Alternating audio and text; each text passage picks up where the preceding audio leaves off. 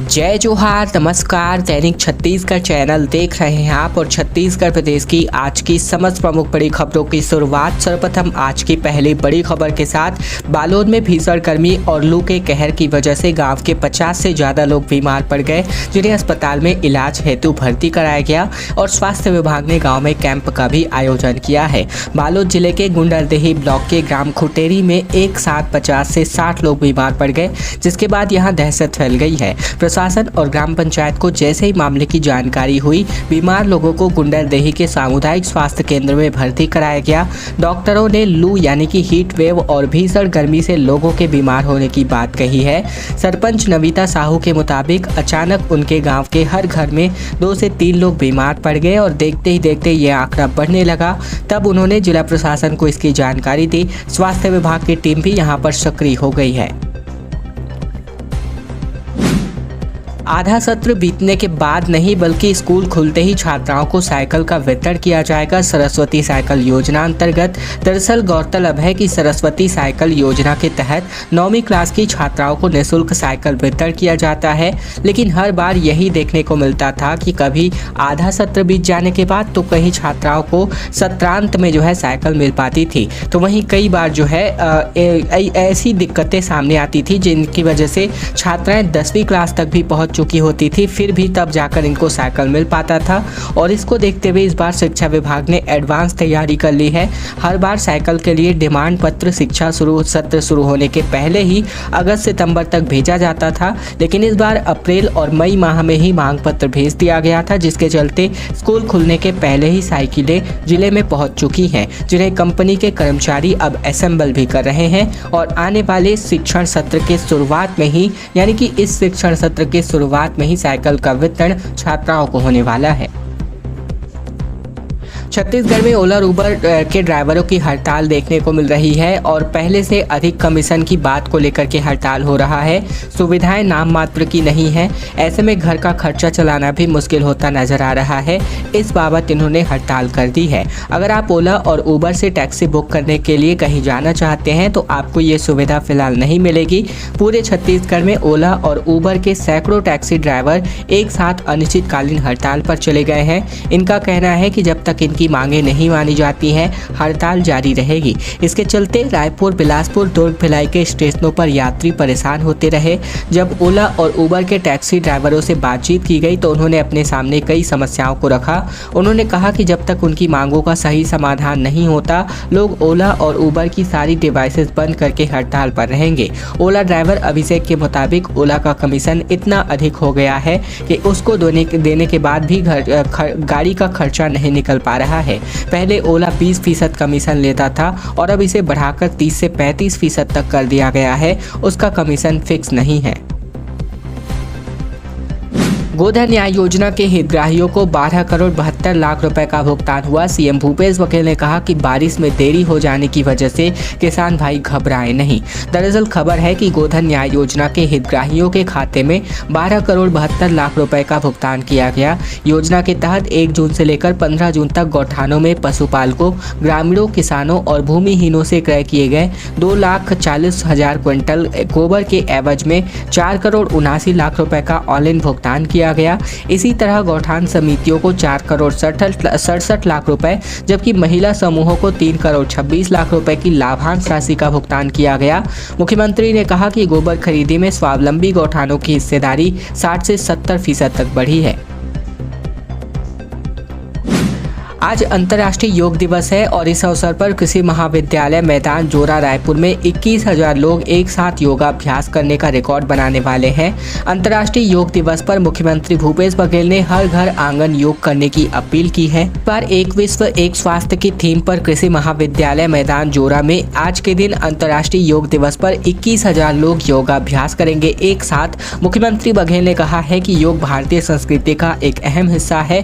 स्वस्थ खुशहाल जीवन में एक योग की महत्वपूर्ण भूमिका है। इस मौके पर आप जुड़िए योग महाअभियान से। 21 जून प्रातः 8 बजे से महाविद्यालय मैदान जोरा रायपुर छत्तीसगढ़ में इस वर्ष योग दिवस की एक थीम जो है एक विश्व एक स्वास्थ्य रखी गई है और इस दिन योग के माध्यम से हर घर आंगन योग का संदेश दिया गया है। छत्तीसगढ़ का पहला एथेनॉल प्लांट इसी महीने से कार्यशील होने वाला है और प्रदूषण कम करने में ये कारगर साबित होगा। दरअसल छत्तीसगढ़ का पहला एथेनॉल प्लांट इसी महीने के आखिरी सप्ताह से शुरू होगा। विशेषज्ञों ने इसके टेस्टिंग स्टेज भी शुरू कर दिए हैं।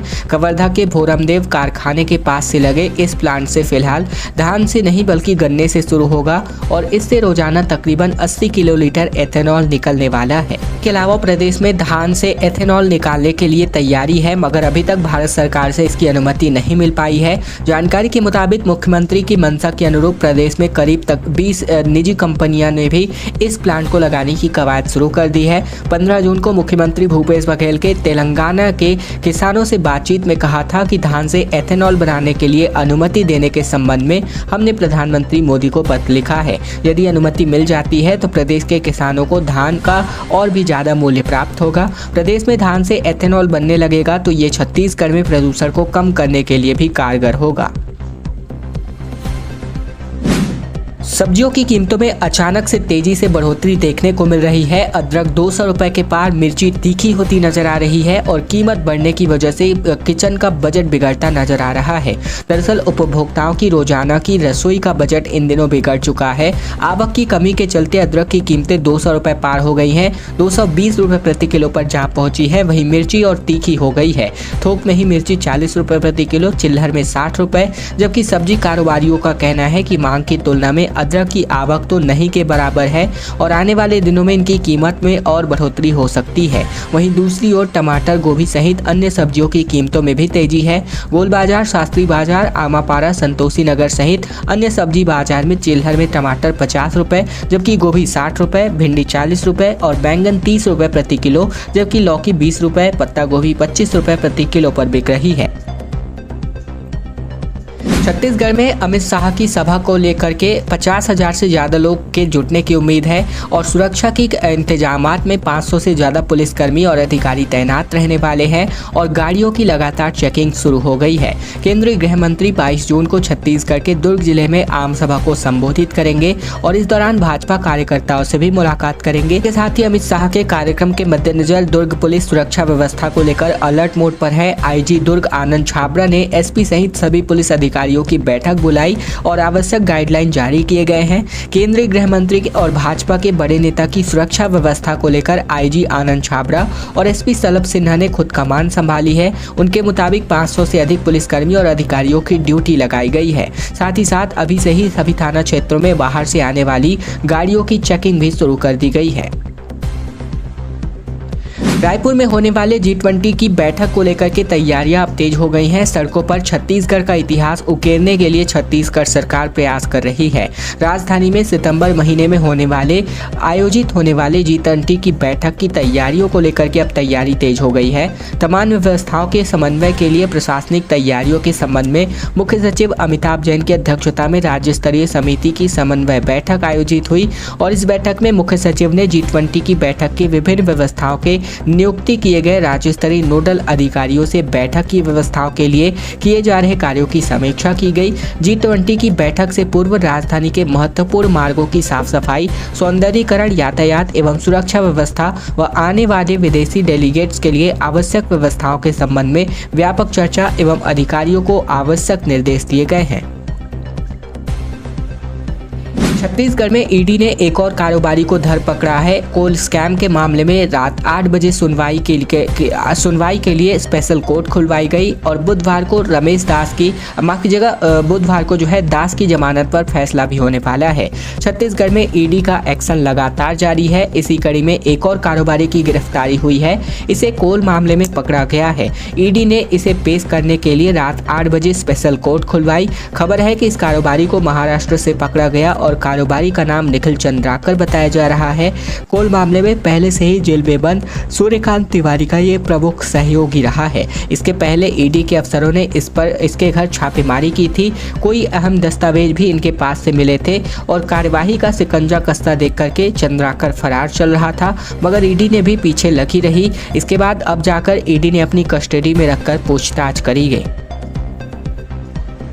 छत्तीसगढ़ में पुलिस विभाग में थोक के भाव में तबादले हुए हैं। 141 इंस्पेक्टर समेत 16 आरआई का तबादला हुआ है। चुनावों को ध्यान में रख करके हेडक्वार्टर से आदेश जारी हुआ।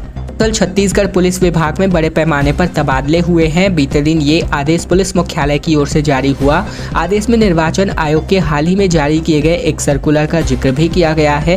दरअसल निर्वाचन आयोग ने चुनावों को ध्यान में रखते हुए छत्तीसगढ़ के तमाम सरकारी विभागों में अधिकारियों के ट्रांसफर पोस्टिंग के काम को जल्द से जल्द निपटाने के निर्देश दिए थे और इसी को ध्यान में रखते हुए प्रशासनिक फेरबदल किया गया है। पुलिस महकमे के इस मौजूदा ट्रांसफर में 141 इंस्पेक्टर जबकि 16 आरआई का ट्रांसफर शामिल है। और अब खबर आ रही है कांकेर से, जहां 3 गाड़ियों में टक्कर के बाद से भीषण आग लग गई। 2 ट्रक और एक पिकअप जलकर खाक हो गया। एक ड्राइवर बुरी तरीके से झुलस गया। कांकेर और केसकाल बॉर्डर पर बीती देर रात तकरीबन 2:30 बजे से 3 बजे के बीच 3 वाहनों के टक्कर के बाद भीषण आग लग गई। आग से 2 ट्रक और एक पिकअप पूरी तरीके से जलकर खाक हो गए। वहीं एक ड्राइवर की बुरी तरीके से झुलस गई है।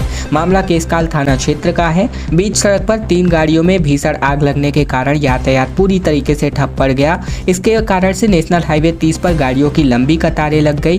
तीनों गाड़ियों की आग आपस में इतनी लपटों में बुरी तरीके से जा घिरी कि किसी को बचने तक का भी मौका नहीं मिला।